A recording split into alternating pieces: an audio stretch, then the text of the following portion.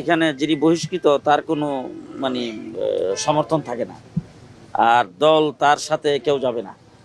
আমি ইনশাল্লাহ ওখানে সর্বস্তরের জনগণ আমাকে সমর্থন করছেন, এবং ইতিমধ্যে আপনারা শুনেছেন ব্রাহ্মণবাড়িয়া আলিম উলামায়ে কেরামের দেশ, আলিম উলামায়ে কেরামের জেলা। ওখানকার সর্বস্তর উলামায়ে কেরাম সকলে ঐক্যবদ্ধভাবে আমাকে সেখান থেকে আলিম উলামায়ে কেরামের পক্ষ থেকে একক প্রার্থী হিসেবে ঘোষণা করেছেন। তা আমি ইনশাল্লাহ ওখান থেকে বিপুল ভোটে বিজয়ী হব, এর মধ্যে কোনো সন্দেহ নেই। 1 নম্বর সিটে আমি বললাম তো যে 1 নম্বর হলো সে বহিষ্কৃত, এখন তো সে সেখানকার কিছু না। দ্বিতীয় নম্বর হলো আপনারা যেটা বলতেছেন হেভিয়েটও সে কিছু না। রাজনীতি শুরু করছে কয়দিন হয়েছে? আমার রাজনৈতিক বয়সের 4 বছরের তার জিন্দিগির বয়স ছোট। আমি যখন থেকে রাজনীতি শুরু করছি এর 4 বছর পরে সে জন্মগ্রহণ করেছে।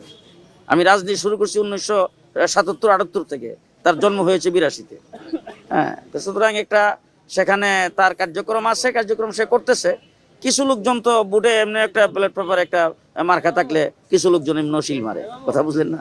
তো এরকম কিছু তো হবেই, এটা মানে কোনো উল্লেখযোগ্য কিছু এফেক্ট সেখানে করবে না। আপনাদের 4টি আসন তো, 4টি জি। আসনে ইনশাআল্লাহ 4টিতে আপনারা আশা যে আমরা 4টিতে 4টি আসনে আমরা বিপুল ভোটে জয়ী হব ইনশাল্লাহ।